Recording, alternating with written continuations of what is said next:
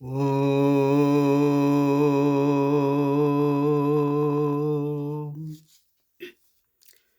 శుక్లాంబరధరం విష్ణుం శశివర్ణం చతుర్భుజం ప్రసన్నవదనం ధ్యాయేత్ సర్వవిఘ్నోపశాంతయే. వ్యాసముష్టినప్తారం శక్తైపౌత్రమకల్మషం పరాశరాత్మజం వందే శుకతాతం తపోనిధిం. వ్యాసాయ విష్ణురూపాయ వ్యాసరూపాయ విష్ణువే నమో వై బ్రహ్మనిధయే వాసిష్ఠాయ నమో నమః. అచతుర్వదనో బ్రహ్మద్విబాహురపరో హరియే అపాలలోచన శంభో భగవాన్ బాదరాయణః. భక్తులారా, కల్కి భగవానుని ఆగమనము, మహాయోగుల అనుభవాలు ఏమని చెప్తున్నారు వాళ్ళు అనేటటువంటి దాని మీద వీడియో 3వ భాగం తీస్తున్నాను. ఈరోజు కలియుగము మరియు అంతము, కలియుగంలో జరిగినటువంటి విషయాలు, అంతంలో జరిగినటువంటి విషయాలు, రాబోయేటటువంటి కాలగతులు ఏం జరుగుతాయి, ఇప్పటి నుంచి ఈ రాబోయేటటువంటి సంవత్సరం నుంచి ఏం జరుగుతాయి అనేటటువంటి విషయాన్ని చెప్పబోతున్నాను. ఈ విషయాన్ని గ్రహించవలసినదిగా భక్తులకు మనవి. శ్రీకృష్ణ భగవానుడు భూలోకాన్ని వదిలి తమ లీలలను ఉపసంహరించి పరంధామమునకు వెళ్ళినప్పుడు కలిపురుషుడు ఈ లోకాన్ని ఆవహించాడు. అదే సమయమున భగవంతునితో పాటు సత్యము, దయ, తపస్సు, దానము పరంధామమునకు వెళ్ళినవి. ఎప్పుడైతే కీర్తి, ధైర్యము, సంపద వారితో పాటు వెళ్ళినయో భూలోకమున కలికి అడుగుపెట్టడానికి స్థానము దొరికినది. అయితే శ్రీకృష్ణుని యొక్క చివరి దశ క్రీస్తు పూర్వము 18/2/3102 సోమవారం నాడు జరిగినది. ఈ కలి ప్రవేశము చైత్ర శుక్ల పాడ్యమి బుధవారము 20 తారీఖు 2వ నెల 3102 అర్ధరాత్రి కలియుగం ప్రారంభమైంది. ఎప్పుడైతే కలియుగం ప్రారంభమయ్యిందో అప్పటి నుండి ఈ కలి ప్రవేశించటానికి అతని యొక్క కార్యాలు ఏమిటి అంటే చెడును చేయడమే అతని యొక్క లక్షణము.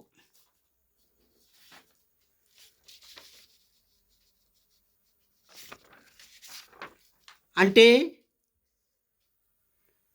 అహింస,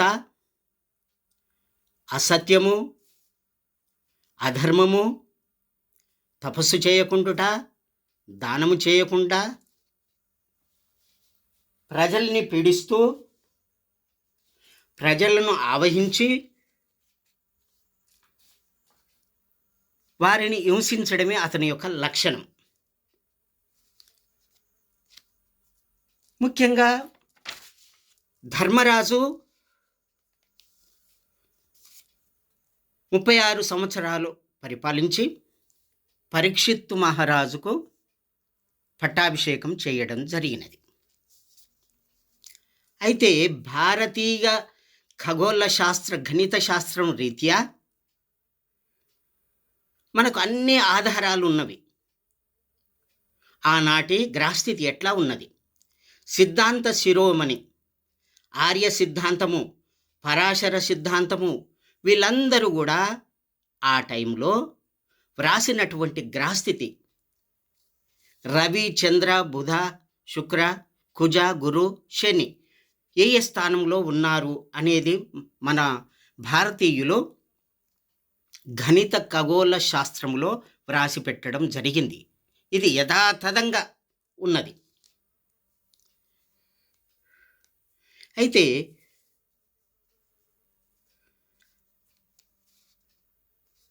దీన్ని నిరూపించడానికి మౌసల పర్వం 1వ భాగం 1వ శ్లోకము, మత్స్యపురాణము 271 అధ్యాయము 52వ శ్లోకము, విష్ణు పురాణంలో కూడా ఈ యొక్క వివరణ, శ్రీకృష్ణుని యొక్క గమనము, కలి ప్రవేశము, ఇవన్నీ చక్కగా చెప్పడం జరిగినది. అయితే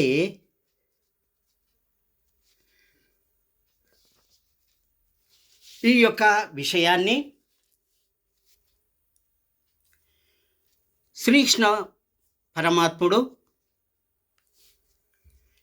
చెప్పినటువంటి విధానం, ఆ సమయంలో దారుకుడు ఉన్నాడు.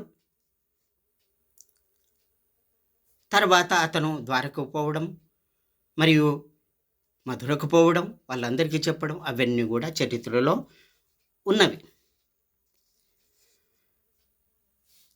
భాగవతంలో 12వ స్కందము 2వ అధ్యాయము 32వ శ్లోకములో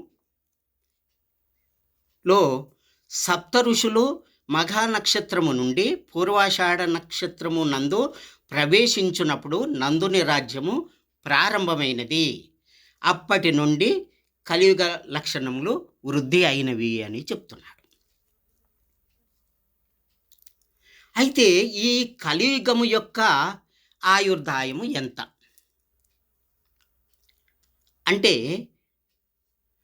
4,32,000 సంవత్సరాలు. ఇది ఎక్కడ ఉన్నది? భాగవతంలో 12వ స్కందములో 2వ అధ్యాయంలో 31వ శ్లోకము చదివినతో మనకు వ్యక్తమవుతున్నది. యదా దేవర్షియ సప్తమాఘాసు విచరంతి తదా ప్రవృత్తస్తు కలి 12వ శతాబ్దకం. కలియుగము 1200 సంవత్సరాలు ఉంటుంది. ఇవి దేవమాన సంఖ్యలో, దేవతల యొక్క కాలమాన సంఖ్యలో 1200 సంవత్సరాలు. మానవుల యొక్క కాలమానం ప్రకారంగా ఇవి లెక్కిస్తే 4,32,000 సంవత్సరాలు. ఎట్లా అంటే ఒక మాసానికి 30 రోజులు చంద్రమానం తీసుకున్నట్టయితే దాన్ని ఇంటూ చేస్తే సంవత్సరం అవుతుంది 12. దాన్ని ఇంటూ చేస్తే 360 రోజులు. దాన్ని ఇంటూ చేస్తే 1200 తోటి ఇంటూ చేస్తే 4,32,000 సంవత్సరాలు అవుతుంది. మన యొక్క మానవుల యొక్క కాలమానం ప్రకారము కలియుగం యొక్క ఆయుష్ 4,32,000 సంవత్సరాలు అని భాగవతంలోనే వ్రాయబడి ఉన్నది. అన్ని పురాణాల్లో కూడా అట్లాగే ఉన్నది. అయితే ఇప్పుడు 5,000 దాటింది కదా, మరి కలికి భగవానుడు వస్తాడని ప్రచారం అవుతుంది కదా, ఇది నిజమా అనేది మనం చర్చించబోతున్నాం. సప్త ఋషులు నందుని రాజ్యములో మఖానక్షత్రములో ఉన్నప్పుడు నందుని యొక్క రాజ్యము ప్రారంభమైనది. అక్కడి నుండి కలి లక్షణాలు విస్తృతంగా ప్రభావితం చూశాయి. అయితే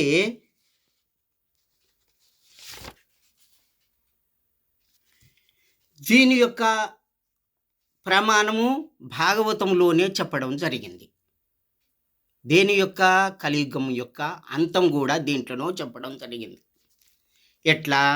12వ స్కందము 2వ అధ్యాయము 24వ శ్లోకంలో యదా చంద్రచ్చ సూర్యచ్చ తదా తిష్య బృహస్పతి ఏకరాశౌ సమేష్యంతి తదా భవతి తత్కృతం.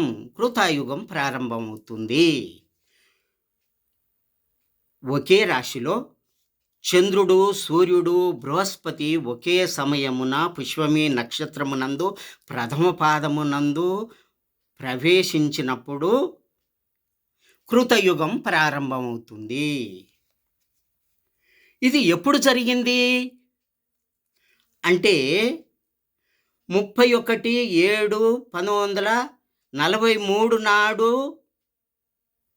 పునర్వసు నక్షత్రంలో ఉన్నది. ఆ రోజు చతుర్దశి, ఆ రోజు కూడా కనిపిస్తున్నది.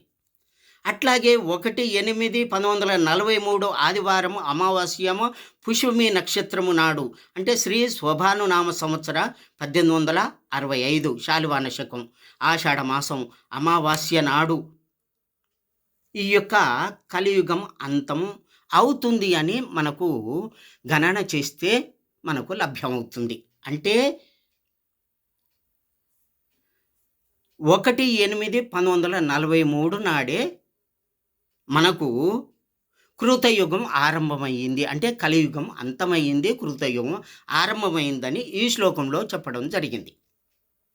కలియుగం యొక్క ప్రారంభము మనం చెప్పుకున్నాం, అంత్యస్థితి భాగవతంలోనే ఉన్నది. అయితే దీని యొక్క గ్రహస్థితిని కూడా ఇక్కడ చెప్పడం జరిగింది. అయితే తర్వాత సోమవారం 2వ తారీఖు 2/8/1943 సోమవారము రవి, చంద్రులు, గురువు కూడా కర్కాటక రాశిలో ఉన్నారు. ముఖ్యంగా మనకి ఏం కావాలి? ఆదివారం అమావాస్య పుష్యమి నక్షత్రము పాదము 1/8/1943 నాడే ఇది అంతమయ్యింది, కలియుగం అంతమైందని ఈ యొక్క శ్లోకం ప్రకారంగా మనకు తెలుస్తుంది. కర్కాటక రాశిలో ప్రవేశించడం జరిగింది. అయితే దీని యొక్క గ్రహస్థితిని చూడండి.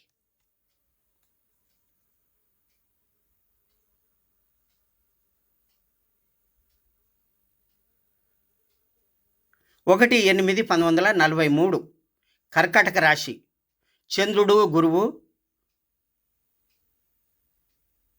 రవి, చంద్రుడు, గురువు కర్కాటక రాశిలో ప్రవేశించారు. ఎప్పుడు? ఈ తారీఖున 1/8/1943. అంటే ఇది భాగవతం అసత్యం కాదు, ఇది సత్య ప్రమాణంగా ఇది అక్షరాల సత్యమవుతున్నది.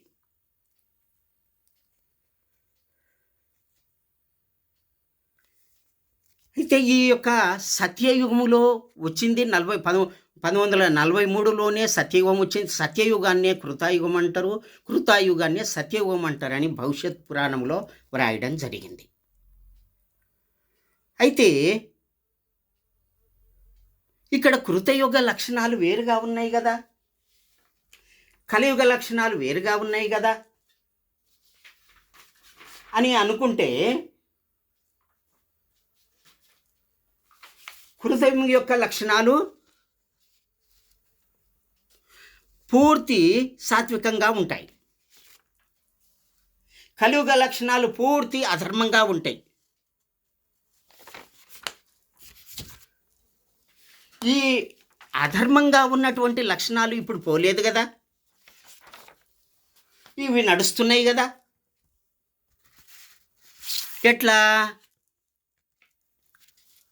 ఈ అధర్మము 4 పాదాలలో హింస, అసత్యము, అసంతోషము, ద్వేషము చాలా పెరిగిపోతుంది ఈ కలియుగంలో.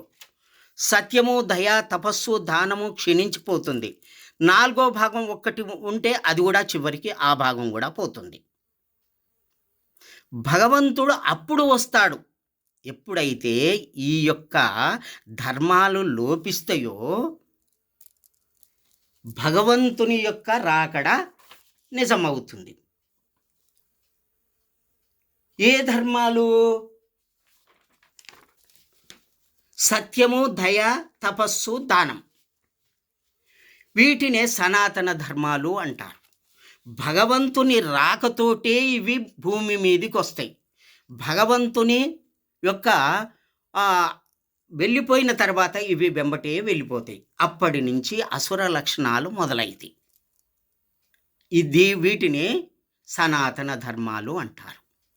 ఇవి పాదాలను బట్టి 4 రకాలు, గుణాలను బట్టి 3 రకాలు, మరియు వీటి స్వభావాల బట్టి 5 రకాలు అదేవిధంగా ఈ ధర్మాలు, సూక్ష్మ ధర్మాలు, వేద ధర్మాలు,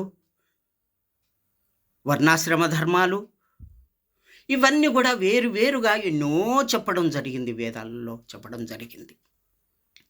వాటినే సనాతన ధర్మాలు అంటారు. సూర్యుడు వచ్చినప్పుడు ఏ విధంగా చీకటి వెళ్ళిపోతుందో, వెలుగు వస్తుందో, భగవంతుడు ఈ భూమి మీద కాలు పెట్టగానే అధర్మం వెళ్ళిపోతుంది, ధర్మం నిలుస్తుంది. ఈ గుణాలు నిలుస్తాయి. సత్యము, దయ, తపస్సు, దానం, ఇవి దైవ లక్షణాలు. అసుర లక్షణాలు ఏంటివి? హింస, అసత్యము, అసంతోషము, ద్వేషము, పగ, ఇవన్నీ కూడా అసుర లక్షణాలు. ఈ అసుర లక్షణాలు ఉన్నటువంటి మానవుల చేత ఈ కలియుగం నిండిపోతుంది. ఈ కలి యొక్క ప్రభావం, అతని యొక్క లక్షణం అదే. ఆ విధంగా యదా యదా హి ధర్మస్య గ్లానిర్భవతి భారత, గ్లాని ఏర్పడినప్పుడు తదాత్మానం సృజామ్యహం, నాకై నేను పుట్టుకొని వస్తాను. సృజామ్యహం, నాకై నేనే వస్తాను. ఈ యొక్క ధర్మాలని నిలపటానికి ఎవరిని చంపైనా సరే, మంచి చెప్పైనా సరే, హితబోధ చెప్పైనా సరే, యోగం చెప్పైనా సరే, ఏదైనా సరే చెప్పి వాళ్ళని ధర్మం నిలపటానికే ఈ భూమి మీద సనాతన ధర్మం నిలపటానికే నేను వస్తాను అని చెప్పాడనమాట. అయితే కృతయుగం పూర్తి సత్వగుణ ప్రధానమైనటువంటిది. జ్ఞానము, తపస్సునందు అభివృద్ధి బాగా పెరుగుతుంది. పోతే త్రేతాయుగము రజోగుణ ప్రధానం. ధర్మములు లౌకిక, పారలౌకిక సుఖభోగముల యందు వృద్ధి చాలా జరుగుతుంది. ద్వాపర యుగమందు రజోగుణము, తమోగుణము మిశ్రితం కలిసి ఉంటాయి. ప్రజలు లోభము, అసంతోషము, దురభిమానము, గర్వము, మాత్సర్యము లక్షణాలతో కూడి ఉంటారు. మరి ఈ కలియుగములో కపటము, అసత్యము, సోమరితనము, నిద్ర, హింస, విషాదము, లోపట కుములుట, ఏడ్చుట, కన్నీరుగార్చుట, స్త్రీలను బాధించుట, భయము, ఇవన్నీ తమోగుణ లక్షణాలు. ఇవన్నీ కూడా కలియుగంలో ఉంటాయి. మందమతులై ఉండుట, తిండిపై ఆశ ఎక్కువ, కోరికలు ఎక్కువ, స్త్రీలు ఇష్టారాజ్యంగా విహరించుట, పెక్కు దోషములతో నిండినటువంటిదే ఈ కలియుగ లక్షణం. ఇవన్నీ కూడా మరి ఇప్పుడు కనిపిస్తున్నాయి కదా. 5000 సంవత్సరాలు దాటిపోయింది, కల్కి భగవానుడు వస్తాడు అని అంటున్నారు. ఇవన్నీ కూడా ఇప్పుడు ఉన్నాయి కదా అని భక్తులు అనవచ్చు. అన్నీ లేవు. ఎప్పుడైతే 1943 1943 నాడు కలియుగము అంతమయ్యిందో అప్పటి నుండి 100 సంవత్సరాలు, అంటే 1/8/2043 వరకు సంధికాలం. ఈ సంధికాలము ఛాయా ప్రభావం చాలా ఉంటుంది. అందుకనే మహాత్ముల యొక్క దయచేత, తపోశక్తి చేత మన భారతదేశంలో యోగము, ధ్యానం చేయుట, తపస్చేయుట, వేదాధ్యయనము, ఇది ధర్మము, ఇది న్యాయము, ఇది సత్యము అని చెప్పుకొనుట, అట్లా చేయరాదని చెప్పేటటువంటి వాళ్ళు చాలామంది ఉన్నారు. ఎప్పుడు 43 తర్వాత అంతకుముందు వచ్చినటువంటి అవతారం ఉన్నది. అంటే కలికి భగవానుడు కలియుగం అంతములో వస్తా అన్నాడు. మరి 43 అంతమైనప్పుడు, కలియుగము అంతమైనప్పుడు అంతకుముందే పుట్టి ఉండాలి కదా అని భక్తుల సంశయం ఉంటుంది. దాన్ని వివరంగా వివరిస్తాను వేరే టైంలో. అయితే కలికి అవతారము రావటానికి కారణము అంటే ఇది ముఖ్యంగా ఈ యొక్క ప్రజలందరూ కూడా కుల మత భేదాలతోటి గుణకర్మేణ విభాగేచ చాతుర్వర్ణ్యం ప్రశిష్యతి, వాళ్ళ యొక్క పనులను బట్టి 4 రకాల వర్ణాలుగా విభజించడం జరిగింది అని వేదవ్యాసుడు చెప్పడం జరిగింది మహాభారతంలో. అయితే ముందుగా మొదటి ముఖ్యమైనటువంటి ఈ కుల భేదాలు ఎందుకు వస్తున్నాయో ఇక్కడ ఒక కొన్ని విషయాలు వ్యక్తం చేయడం జరుగుతుంది. భగవంతుడైన బ్రహ్మదేవుడు తన శరీరాన్ని రెండుగా చీల్చుకొని స్వయంభూ మనువుగా పురుష రూపము, శతరూపగా స్త్రీ రూపము ధరించడం జరిగినది. వారి ఇద్దరి యొక్క అక్కడి నుంచే మొదలైనది మానవుల యొక్క సృష్టి, సంసార వ్యవస్థ, సతీ పతుల యొక్క వ్యవస్థ అక్కడి నుంచే మొదలైనది. అయితే వాళ్ళిద్దరి యొక్క సంతానము ఇద్దరు కుమారులు, ప్రియవ్రతుడు, ఉత్తానపాదుడు. ముగ్గురు కుమార్తెలు అకూతి, దేవహూతి, ప్రసూతి అనే ముగ్గురు కుమార్తెలు. వీళ్ళ ముగ్గురిని ముగ్గురు ప్రజాపతులకు ఇచ్చి పెళ్లి చేయడం జరిగింది స్వయంభూ మనువు.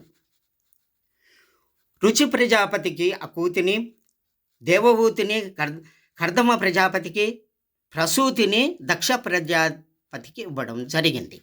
వాళ్ళ యొక్క సంతానమే ఈ ప్రపంచమంతా, ఈ జగత్తంతా నిండిపోయింది. ఒకటే బ్రహ్మ నుంచి వచ్చినటువంటి సంతానమే ఇది. ఒకడే తండ్రి, తల్లి ఒకతే. ఈ ప్రపంచమంతా కూడా నిండిపోయింది. అంటే వాళ్ళ యొక్క గుణాన్ని బట్టి, కర్మల్ని బట్టి విభాగేచ చాతుర్వర్ణ్యం 4 విధాలుగా చేయడం జరిగింది. బ్రాహ్మణ, క్షత్రియ, వైశ్య, శూద్ర ఈ 4 జాతులు ఏర్పాటు చేయడం జరిగింది. ఇప్పుడు అంత కుల వ్యవస్థ మెక్కుటగా ఉన్నది. నేను పెద్ద, నేను పెద్ద. ధనం ఉన్నవాడికే అధికారం, అధికారం ఉన్నవాడికే రౌడీయిజం, రౌడీయిజంతో పాలన చేయడం. ఇదంతా కూడా ఇట్లా ఉంటుంది అని కాలజ్ఞానంలో ఉంటుంది అని చెప్పి 2వ భాగంలో చెప్పుకోవడం జరిగింది. నా యొక్క వీడియో 2వ భాగంలో చెప్పుకోవడం జరిగింది కాలజ్ఞానం గురించి. దాన్నే సాంద్ర సింధు వేదం అంటారు. 4 వేదాలకు మూలమైనటువంటిది, భగవంతుని చేత చెప్పబడినటువంటిది. అది నాదబ్రహ్మ వాక్కు. రామబ్రహ్మ నిర్గుణాకారం వీరబ్రహ్మార్క తేజసం నాదబ్రహ్మం ఇతి ప్రోక్తం నానాదేశాని లక్షణం. నానా దేశాల యొక్క లక్షణాలను ఆ కాలజ్ఞానంలో చెప్పడం జరిగింది అని వీరబ్రహ్మేంద్ర స్వామి తన తపస్సు చేస్తూ ఉంటే వినబడినటువంటి నాదబ్రహ్మ వాక్కుల్ని విని వ్రాసినటువంటిదే కాలజ్ఞానం. ఆ కాలజ్ఞానంనే సాంద్ర సింధు వేదం అంటారు. యథాతథంగా జరుగుతుంది, దాంట్లో ఎటువంటి సంశయం లేదు. రాబోయేటటువంటి ఈ 2025 నుంచి ఏం జరగబోతుందో నేను ఈ వీడియో చివరి దశలో చెప్తాను. అయితే ముఖ్యంగా ఈ కలియుగం గురించి ఈ విధంగా చెప్పడం జరిగింది. కలియుగము ఎప్పుడు మొదలయ్యింది? కలియుగము యొక్క అంత్యస్థితి ఏ విధంగా ఉంటుంది? కలియుగము యొక్క కాలగతులు ఏ విధంగా ఉంటాయి అనేటటువంటిది మనం ఇంతకుముందు చెప్పుకోవడం జరిగింది. అయితే ముఖ్యంగా కలికి భగవానుని కనేటటువంటి తల్లిదండ్రులు ఎవరు? ఆ స్వయంభూ మనువే కాశ్యపుడు అనేటటువంటి బ్రాహ్మణుడిగా జన్మించి నైమిషారణ్యములో తపస్సు చేస్తాడు, వరం పొందుతాడు, భగవంతుడు దర్శనమిస్తాడు. దర్శనమిచ్చి 3 జన్మల్లో నీకు పుత్రున్నై జన్మిస్తాను అని చెప్పి వరం కూడా ఇవ్వడం జరిగింది. ఆ వర ప్రభావం వల్లనే దశరథుడై పుట్టి శ్రీరాముని కొడుకుగా పొందడం జరిగింది. వసుదేవుడిగా జన్మించి ఆ స్వయంభూ మనువే వసుదేవునిగా జన్మించి శ్రీకృష్ణుని పుత్రునిగా పొందడం జరిగింది. ఈ కలియుగమున హరివ్రతుడు అనేటటువంటి బ్రాహ్మణునిగా జన్మించి తామ్రవర్ణి నదీ తీరమున శంబల గ్రామమున హరివ్రతుడు, అతనికి యొక్క మారు పేరే విష్ణు శర్మ, నామాంతరం కలదు అని చెప్పి భవిష్యత్ పురాణములో చెప్పడం జరిగింది. ఈ యొక్క శతరూపనే కౌసల్యగా, దేవకిగా, దేవప్రభగా వరుసగా ఆ భగవంతునికి తల్లిదండ్రులుగా వాళ్ళు ఉంటూ వస్తున్నారు. ఈ కలియుగంలో ఈ కలికి భగవానుడు వాళ్ళకి పుత్రుడై జన్మిస్తాడు అని భవిష్యత్ పురాణము చెప్తున్నది. ఈ విషయాన్ని కలికి భగవానుని యొక్క జనన వృత్తాంతములో చెప్పబడుతుంది, వివరంగా చెప్పబడుతుంది. ముఖ్యంగా ఈ కలియుగము యొక్క మధ్య భాగములో ఏమి జరిగింది? చివరికి ఈ కలి యొక్క ఈ 5000 సంవత్సరాల తర్వాత కలికి భగవానుడే జన్మిస్తే అతనికి సహకారంగా మహర్లోకము నుండి సిద్ధులంతా కూడా భూలోకానికి వస్తారు. 80,000 మంది మునీశ్వరులు భూలోకంలో జన్మిస్తారు. వాళ్ళు గృహస్థులై ఉంటారు, ధర్మాన్ని బోధిస్తారు, పూర్తి సత్యయుగానికి సహకరిస్తారు. వీళ్ళంతా కూడా దేవతలే భక్తులై పుడతారు. తపోశక్తి చేత, బ్రహ్మచర్య చేత, వైరాగ్యం చేత, మేధాశక్తి చేత సప్తఋషి మండలాన్ని పొందినటువంటి మహాత్ములంతా కూడా ఈ భూమి మీదకి వస్తారు అని భవిష్యత్ పురాణం చెప్పడం జరుగుతున్నది, కాలజ్ఞానం చెప్పడం జరుగుతుంది. అట్లాగే భవిష్యమాలికలు కూడా అదే వ్రాయడం జరిగింది. ఇదంతా కూడా ధర్మం. ఇప్పుడంతా అధర్మం ఉన్నది కదా, అన్యాయం అసత్యం అంటే కాదు. కలి యొక్క ఛాయ నడుస్తున్నది, కలి వెళ్ళిపోయింది, కలి యొక్క ఛాయ నడుస్తుంది అంటే సంధికాలం నడుస్తుంది. ఛాయ అంతే. అతడు భయపడి భగవంతుడు ఎప్పుడైతే ఈ భూమి మీద అడుగు పెడతాడో, జగన్నాథుడే స్వయంగా ఈ భూమి మీద అడుగు పెడతాడో, ముందుగా కలి జగన్నాథుని యొక్క ఆశీర్వాదం చేత, వరప్రసాదం చేత మ్లేచ్చుల యొక్క యందు చేరి ఆర్యవంశ రాజుల్ని, మ్లేచ్చులను యొక్క ప్రభావం చేత ఈ యొక్క భూమండలం అంతా కూడా తన యొక్క కార్యాన్ని నెరవేర్చుకున్నాడు కలి. ఇప్పటి వరకు కూడా ఆ కలి ప్రభావం చాలా ఉన్నది. ఎప్పుడు 1943 వరకు ఉన్నది. తర్వాత భగవంతుడు, భూదేవి, దేవేంద్రుడు, దేవతలు అందరూ లక్ష్మీనారాయణ సముఖానికి పోయి మళ్ళీ ఒకసారి జ్ఞాపకం చేస్తున్నాను. 1881లో పోవడం జరిగింది. తర్వాత వారి దయ వల్ల 7 మహాత్ములు జన్మించడం జరిగింది. వీరధర్మజులు అనేటటువంటి యొక్క పరమాత్ముని అంశతోటి జన్మించినటువంటి 1934లో అంటే కలియుగము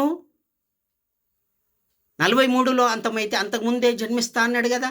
వారి యొక్క అంశతోటి జన్మించినటువంటి వీరధర్మజులు సూర్యలోకం నుంచి దక్షిణ భారతదేశానికి వచ్చి ఇక్కడ జన్మించి వారి యొక్క తపో ప్రభావం వల్లనే ఈ భారతదేశం అంతా కూడా యోగము, ధ్యానము, తపస్సు అనేటటువంటి శక్తి ఇప్పుడు నడుస్తున్నది. వారి యొక్క దయ వల్లనే, అటువంటి మహాత్ములు వీరబ్రహ్మేంద్ర స్వామి యొక్క శక్తి వల్లనే ఆ కాలములో ధర్మం నిలబెట్టడం జరిగింది. వారి యొక్క కాలజ్ఞానములో రాబోయేటటువంటి కాలములో యానగుందిలో ఈ విధంగా జరుగుతుంది, నా యొక్క ప్రభావం వల్ల ఈ విధంగా జరుగుతుంది అంతా చెప్పడం జరిగింది. అదే విధంగా యథాతథంగా జరిగింది. మరి ఇప్పటి నుంచి 2025 తర్వాత ఏం జరుగుతుందో కూడా ఇప్పుడు చెప్పడం జరుగుతుంది. అయితే దాంట్లో ఏమని ఉన్నది అంటే, ఈ సత్యయుగంలో 21 మూరల ప్రభావం కలిగినటువంటి ప్రమాణం కలిగినటువంటి ధర్మాత్ములు కూడా వస్తారట. అంగార వీరనో వాస్తు సురపూజితం పారేగ్యః సురపూజితం అని చెప్పి కాలజ్ఞానంలో చెప్పడం జరిగింది. అంటే అంగారక గ్రహంలో ఉన్నటువంటి మహాత్ములు కూడా పారేగః సువ్యక్తం సురపూజితం, దేవతల చేత కూడా పూజింపబడి అటటువంటి మహాత్ములు అంగారక గ్రహం నుంచి ఈ భూమిదికి వస్తారు, ఈ కలికి భగవాన్ వెంట ఉంటారు అని కాలజ్ఞానంలో వ్రాయబడింది. అదే భవిష్య పురాణంలో మరియు భాగవతంలో కూడా 21 మూరల ప్రమాణం కలిగినటువంటి వాళ్ళు ఉంటారు ఈ యొక్క సత్యయుగములో. మరువను సూర్యవంశపు రాజు అయోధ్యను పరిపాలిస్తాడు, ఇక్ష్వాకుడిగా పరిపాలిస్తాడు అని చెప్పడం జరిగిందన్నమాట. అయితే అదంతా కావచ్చు, కానీ ఇప్పుడు ప్రస్తుతం జరిగేటటువంటి కాలానికి ఎంతోమంది మహాత్ములు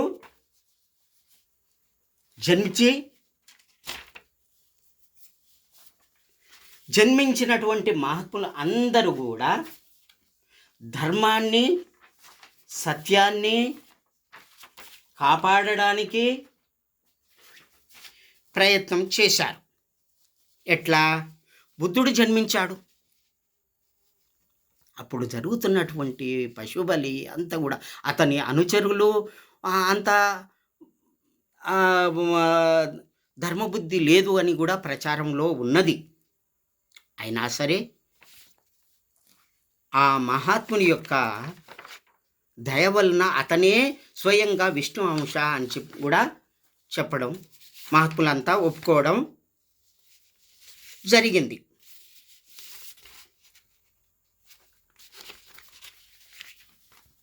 అయితే అతని కాలంలో ఇంత ధర్మం నిలబడ్డది. అట్లాగే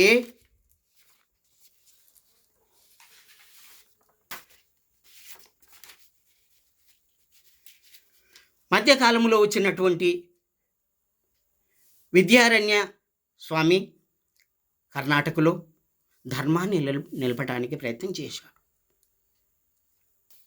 అట్లాగే వైష్ణవ, శైవ, శాక్త, సౌర, కాపాలిక, అద్వైత మతాలని వృద్ధి చెందేటట్టు చేశారు. ముఖ్యమైనటువంటి గురువులు ఎవరయ్యా అంటే భట్టోజీ దీక్షితులు, వరాహమీరుడు, ధన్వంతరి, సుశ్రుతుడు, జయదేవుడు, గౌడపాదుడు, గోవింద భగవత్పాదులు, శంకరాచార్యులు, రామానుజాచార్యులు, మధ్వాచార్యులు, రామానంద తీర్థులు, శ్రీకృష్ణ చైతన్య స్వామి, గురునానకు, ఆనందగిరి, శ్రీధరుడు, కబీరు, అఘోర క్షేత్ర శర్మ, నామదేవుడు, ఆర్యధర్మ ప్రబోధకులై ధర్మాన్ని నిలబెట్టారు. అయినా సరే అంతవరకే నీళ్ళలోని వ్రాతవలే వారు చెప్పినప్పుడే ఉన్నది. తర్వాత కలి ప్రవేశించి వాళ్ళ యొక్క మనసుల్లో విచలితం కలిగించి అధర్మాన్నే తన యొక్క ప్రభావం చేత నింపివేయడం జరిగింది ఈ యొక్క కాలగతులలో. అయితే ముఖ్యంగా ఈ కలియుగ అంతం గురించి, కలియుగము యొక్క చివరి దశలో జరిగేటటువంటి విషయాల గురించి చెప్తున్నాను. కలియుగం చివరిలో ఏమి జరుగుతుంది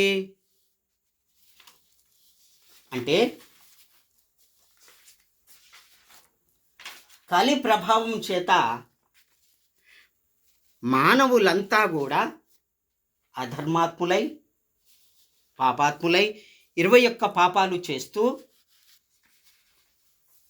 చెప్పరా అని అధర్మాలు చేస్తారు. చేయడం వల్ల కలియుగము యొక్క చివరి దశ వచ్చినది. చివరి దశలో 3,60,000 సంవత్సరాలకు కలికి భగవానుడు రావలసినటువంటి కాలము అని చెప్పి భవిష్య పురాణంలో ఉన్నది. అయినా సరే ఇప్పటికే ఆ ప్రభావం అన్ని రకాల వృద్ధి జరిగింది. కాబట్టి కలియుగము కుదింపబడినది అని మన యొక్క పంచ సకులు అచ్యుతానందదాసు, అనంతదాసు, యశోవంతదాసు, జగన్నాథదాసు, బలరామదాసు అనేటటువంటి వీళ్ళు సత్యయుగంలో నారద, మార్కండేయ, భార్గవ, స్వయంభూ, కృపాజల అనేటటువంటి వారే త్రేతాయుగములో నల, నీల, జాంబవంత, సుషేణ, హనుమంతుడు అనేవాళ్ళుగా జన్మించారు. ద్వాపర యుగమున దామ, సుధామ, సుబల, సుభావు, శ్రీవత్స అనేటటువంటి శ్రీకృష్ణుని యొక్క స్నేహితులై జన్మించి వారికి సహకరించారు. ఈ కలియుగమున కూడా జగన్నాథుని యొక్క దయ వలన 1485 సంవత్సరమున త్రిపుర అనేటటువంటి స్థలమున అచ్యుతానందదాసు జన్మించాడు. అనంతదాసు 1488లో జన్మించాడు. యశోవంతదాసు, జగన్నాథదాసు, బలరామదాసు వీళ్ళందరూ కూడా భవిష్యమాలికను భగవంతుడు ఏ విధంగా ఆదేశించినటువంటి విధంగానే మాలికను ధరించి తిరుగుతూ ఉండగా ఆ యొక్క పద్మమాలిక ఎక్కడైతే ఆకులు కింద పడ్డాయో అక్కడనే కూర్చొని తపస్సు చేసి ఆ యొక్క శబ్దం బ్రహ్మం చెప్పినట్టుగా విని ఈ యొక్క భవిష్యమాలికను వ్రాయడం జరిగింది. దాంట్లో ఏమని ఉన్నది అనే విషయము ముఖ్యంగా వివరంగా 4వ వీడియోలో చెప్పడం జరుగుతున్నది. అయితే పద్మవనంలో కూర్చొని ఒరిస్సా రాష్ట్రంలో జగన్నాథుడి యొక్క ఆజ్ఞ ప్రకారము చిత్రోత్సవ నది ఒడ్డున నేలమాల అనేటటువంటి ప్రదేశమున కూర్చొని ఇది వ్రాయడం జరిగింది. అట్లాగే జగన్నాథుని యొక్క ఆలయములో ఉన్నటువంటి వటవృక్షం కింద కూర్చొని కూడా వ్రాయడం జరిగింది. అయితే జగన్నాథుడు ఏమని చెప్పాడు, వారు ఏమిన్నారు, వాళ్ళు వ్రాసింది ఏమిటి, ఏ విధంగా జరుగుతున్నది అనేది భవిష్యమాలికలో వివరంగా చెప్పడం జరిగింది. అయితే అది అంతా కూడా యథాతథంగా జరిగింది, జరుగుతుంది. సత్యం న సంశయ. కాబట్టి నా యొక్క 4వ వీడియో కూడా తొందరలో చేసి మీ ముందు ఉంచుతానని జగన్నాథుని ప్రార్థన చేస్తూ ముగిస్తున్నాను.